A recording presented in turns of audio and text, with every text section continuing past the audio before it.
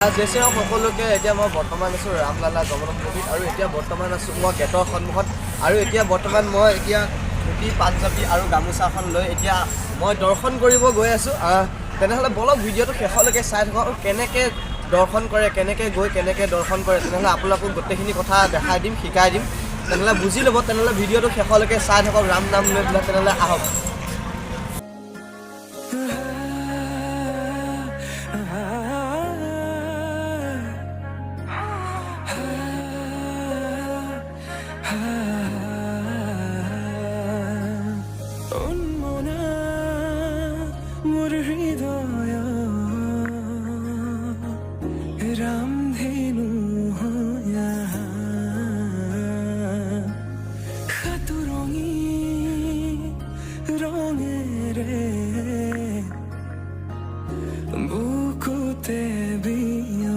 main মন্দিৰটোলৈ আপোনালোকক নিব নোৱাৰিম যিহেতু তাত মোবাইল নিব নিদিয়ে আৰু মোবাইল ক'ত থৈ যাব লাগিব কেনেকৈ থৈ যাব লাগিব তেনেহ'লে আপোনালোকে সেইখিনি দেখাব পাৰিম আৰু সেইখিনি ক'ত থয় কেনেকৈ থয় আপোনালোকক দেখাই বুজাই দিম আৰু তেনেহ'লে বলক গেটৰ যেতিয়া গেটৰ ভিতৰত সোমাই আহিব তেতিয়া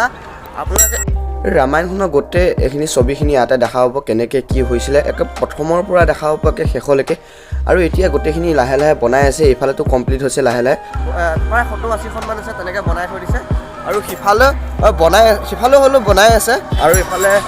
ইফালেও বনাই কমপ্লিট হৈ গ'ল আৰু সিফালে বনাই আছে প্ৰায় গেটৰ মুখৰ পৰা মন্দিৰলৈ প্ৰায় 3 কিলোমিটাৰমান হ'ব এই 3 কিলোমিটাৰ আপোনালোকে খোজকাঢ়ি আহিব লাগিব আৰু যদি আপোনালোকে গাড়ীত আহোঁ বুলি ভাবে তেতিয়াহ'লে আপোনালোকে তাত গাড়ী পাব গাড়ীত আহি যাব পাৰিব কিন্তু আপুনি লতা মংগেশকাৰৰ চকলৈকেহে যাব পাৰিব গাড়ীত আৰু বাকী ভিতৰলৈ গাড়ী এলাউ নাই আৰু সেইটোৱে হ'ল লতা মংগেশকাৰ চক এতিয়া আমি এই চাইডে গুচি যাওঁ আৰু এই চাইডে আপোনালোকে যাব পাৰিব হেৰিলৈ ৰাম মন্দিৰ আৰু হনুমান মন্দিৰলৈ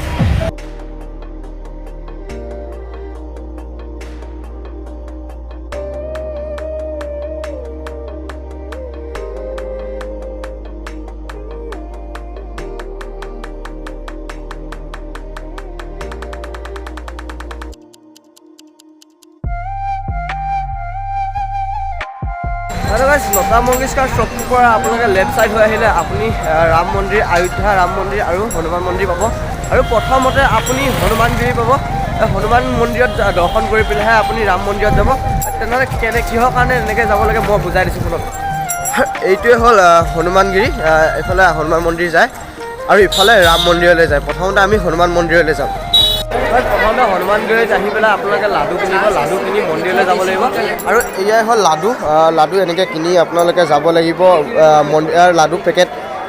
কিনি লৈ আপোনালোকক পেকিং কৰি দিব সেয়া পেকেটৰ সৈতে পেকিং কৰি দিব আপোনালোকে হনুমান মন্দিৰলৈ লৈ যাব লাগিব আৰু ইফালে হনুমান মন্দিৰৰ মানুহ ভিৰ চাওক প্ৰায় আমাৰ ইয়াতে লাগিব 2 ঘণ্টা 3 ঘণ্টা আৰু এয়া মানুহৰ ভিৰ ইয়াৰ পৰা ভিৰ হওঁ ওপৰত এতিয়া উঠিব লাগিব সেই চাইডে সেইটোৱে হ'ল হনুমান মন্দিৰ আৰু ইফালে আপোনাৰ মানুহ ভিৰ চাওক বহুতেই মানুহ ভিৰ আৰু ইয়াৰ ভিৰৰ মাজত একেবাৰে ভিডিঅ' কৰি দেখাব আপোনালোকক নোৱাৰিম আৰু সেইকাৰণে কৈছোঁ প্ৰথমতে আহি আপোনালোকে লাডু কিনিব লাডু কিনি আপোনালোকে হনুমান মন্দিৰত গুচি যাবগৈ আৰু এতিয়া আমি হনুমান মন্দিৰ দৰ্শন কৰি আহি পালোঁ এতিয়া আমি ৰাম মন্দিৰ গেট আৰু এইটোৱে হ'ল ৰাম মন্দিৰ গেট এইদিকে আপুনি চিধা যাব লাগিব প্ৰায় বহুতখিনি জেগা যাব লাগিব তেনেহ'লে দেখাই আছোঁ কেনেকৈ ক'ত কি হয় কেনেকৈ কি নহয় আপোনালোকক সকলোবোৰ দেখাই দিম তেনেহ'লে বলক ভিডিঅ'টো শেষলৈকে চাই থাকক এতিয়া বৰ্তমান গৈ আছোঁ ৰাম মন্দিৰ আৰু কিন্তু এতিয়া ৰাম মন্দিৰ মোবাইল সোমাবলৈ নিদিয়ে আধাৰ বাটতে মোবাইলটো ৰাখি ল'ব লাগিব তাত লকাৰ আছে লকাৰত থৈ দিব লাগিব কেনেকৈ ৰখাই কেনেকৈ হেৰি কৰে মই বাৰু সকলো দেখাই দিম কিন্তু ৰাম মন্দিৰলৈ মোবাইল লৈ যাব নিদিয়ে কাৰণে আপোনালোকৰ ৰাম মন্দিৰলৈ আপুনি দেখাব নোৱাৰিম তেনেহ'লে যিখিনি পাৰোঁ আপোনালোকক সেইখিনি দেখাবলৈ চেষ্টা কৰিম এতিয়া মই গৈ আছোঁ বৰ্তমান ৰাম মন্দিৰলৈ দৰ্শন কৰিবলৈ তেনেহ'লে বলক আৰু এইফালে মানুহ চাওক কিমান মানুহ আৰু যেতিয়া আমি পেডেল যাত্ৰা কৰি আছিলোঁ তেতিয়া আমাক সেইদিকে যাবলৈ দিছিলে কিন্তু এতিয়া এদিকে ৰাস্তা বনাই দিছে এদিকে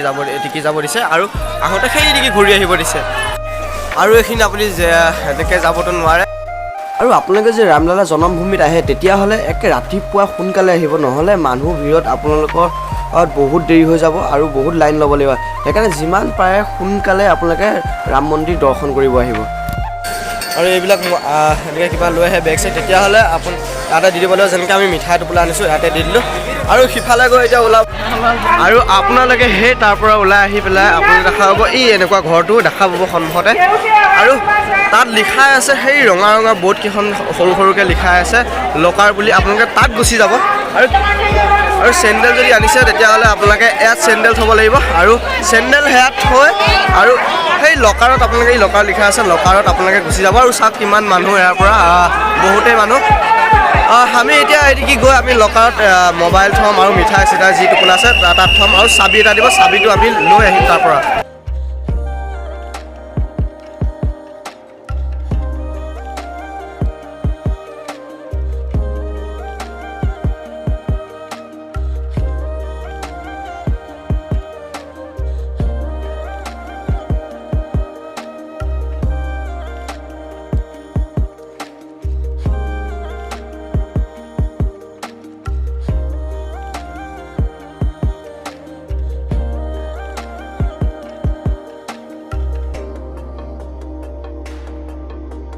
আৰু এইটো হ'ল লকাৰ আৰু লকাৰত কিমান মানুহ চাওক কাৰণ আমি অলপ দেৰি হোৱাৰ কাৰণে কিমান মানুহ জাম হৈ গ'ল আৰু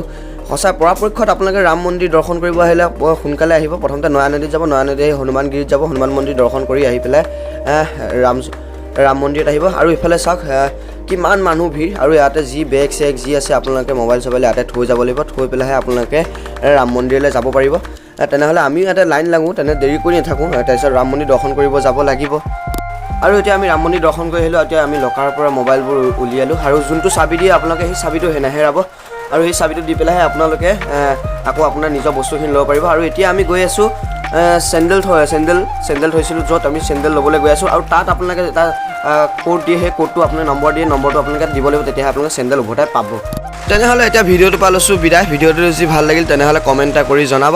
আৰু আশা থাকিল ভিডিঅ'টো ভাল লাগিল বুলি তেনেহ'লে নতুন ভিডিঅ' এটাত আকৌ এটা লগ পাম তেনেহ'লে এতিয়া ভিডিঅ'টো পৰা লৈছোঁ বিদায় জয় শ্ৰীৰাম